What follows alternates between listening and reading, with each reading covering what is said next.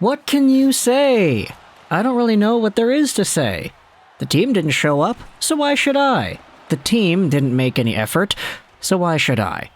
In fact, okay, I don't know if that's all too fair to say. They did make some effort. There were some shifts where they had good chances and good opportunities and everything, but at the end of the day, it's Filip Gustavsson behind a Wild team that played last night that eventually gets the door shut. The Vancouver Canucks have gotten shut out by the Minnesota Wild 3-0 at home in a game where they were 2 points out of a playoff spot, where they had finally reached and clawed their way back to 500, only to go out there and perform like that. You know, they had some shots, they had some good opportunities, but at the end of the day, it's those pivotal key moments, those once-in-the-game type of moments that end up defining this result. It's Brock Besser receiving a wing-to-wing cross-crease pass from Elias Pettersson on the rush, only to not shoot the puck and instead try to wrap it around and throw it out in front for another guy to shoot it instead. It's JT Miller on the power play with a beautiful pass right to Connor Dewar that gets intercepted and gives a shorthanded breakaway where he just winds up and claps it on, beating Spencer Martin, making it 2-0. JT Miller, I feel, has been the subject of so much criticism, and he's been the subject of so much criticism to the criticism, if you get what I'm saying. They talked about this on Sportsnet 650 the other day, and I'd been seeing a lot of Canucks fans on social media, Twitter's going ablaze, Instagram comments are ruthless as per usual, people saying, hey, why are people so uptight? They're so hard on JT Miller because the guy is not amazing defensively. Because the guy is making $8 million a season and he's a point-per-game-ish caliber player. Guess what? Point-per-game caliber players make $8 million. And when it comes to points per game in the entire NHL, there certainly are worse players than Miller that are getting paid more than this guy and who produce fewer points. Why are Canucks fans so hard on Mr. JT? Well, it's because of plays like that. Like, oh my gosh, dude. The turnovers are so bad. And you wonder why Bruce Boudreau did not play this guy in the overtime against who in the heck did they play last? Was it San Jose? I don't even remember. But, yeah, Miller got benched during the last overtime period they had played. And now he has himself a very beautiful turnover that leads to the 2-0 goal after the Canucks had so much pressure, so much offensive prowess, so many good shots and scoring opportunities. It was just Gustavsson making the saves.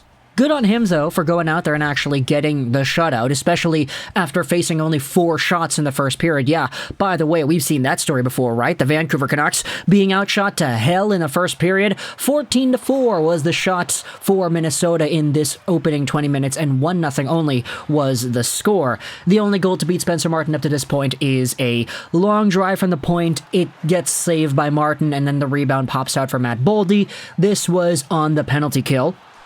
So, a power play goal against for Vancouver. They had a few power plays, the Minnesota Wild did, to kick things off. It was bench minors, too many men, OEL goes for hooking, and honestly, it was a pretty chippy game too. You had a few hits earlier on that were of note. Jordan Greenway getting taken out by Riley Stillman with a high hit. You saw Stillman respond with Foligno's fight at the start of the second period in retaliation of that, and I will give it to Vancouver again.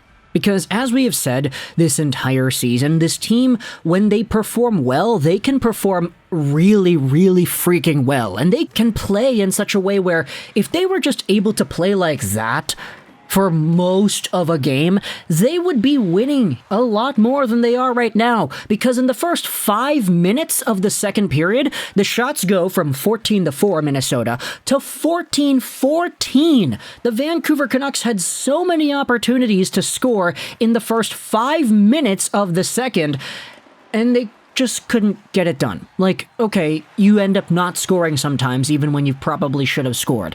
They had themselves a power play, which had Minnesota getting a 2-0 short-handed breakaway, but Martin went out there and made the save. The Canucks came back. They end up getting another power play because Conor Garland gets tripped. That doesn't convert, and then the Canucks get a third power play straight off of a Minnesota Wild too many men call, and this is where JT Miller does the JT Miller with Connor Dewar coming in here on the short-handed rush, hammering home a slap shot. Beautiful. Absolutely beautiful. And towards the end of that second period, you started to see the Canucks withering away because that's what they do when they face adversity. They don't really go out there and confront it right away. They got to take an extra 20 to 30 minutes of game time before they actually start playing well again. And to end off the second period, the Minnesota Wild pretty much just ozone rag it, just passing it back and forth, opening up lanes, and the Canucks are not able to clear it, and that's how the second period ends, and the third comes out, and I'm kind of thinking, okay, well, the Canucks are not going to win this one unless they go out there and pull some Montreal 4-0 magic like they had previously. But they only have 20 minutes to do it this time. What's going to happen? And guess what? The Canucks actually did have some pressure at the start of the third period. They have pressure in fragmented segments of games in this season. And a really nice Tyler Meyer scoring opportunity was actually thwarted by Matt Zuccarello, who blocked the shot right in front. But as the third period goes on, the Canucks, they really lose their composure. They can't break it out. The Wild get some zone time. And eventually it's Sam Steele who ends up holding onto the puck outside the faceoff circle. He cuts in right through the middle. He's going parallel to the goal line, like maybe 7 or 8 meters out, and then he absolutely just roofs it on the backhand. He doesn't try to pass it backdoor through the few Canucks that were there. Nope, he just roofs it. It goes upstairs on Spencer Martin. It's 3-0 Wild. And, I mean, the Canucks kind of came alive towards the end. Kuzmenko had a wraparound attempt. Mikheyev on the backhand was robbed by Gustafsson. But ultimately, Gustafsson gets the shutout. So good on him for doing that, especially for a team that played yesterday, too. Like, back-to-backs are never really the easiest thing. But if you're playing Vancouver, all you got to do is play them at home. Because apparently this team sucks at home. So, yeah. Is there really anything else we can talk about? This video, I feel like we've talked about everything this video needs to talk about already. It's the same pattern. It's them losing. It's them just collapsing and not really being able to fight back. Sometimes they get goalied, but I feel like the way they played in this game, it's unfair to say that they got goalied, because they really only played well for like an elapsed 15-ish minutes of the game. Minnesota, on the other hand, they played a cohesive game. They played a game that was pretty structured. You could tell they actually had a game plan, and they weren't making egregious turnovers. So talk in the comments about your thoughts about the Canucks and the Wild today. They lose 3-0. Good job, Minnesota, going out there and taking it all out on the Vancouver faithful. But I hope you enjoyed this video, Juraj 99, and bye.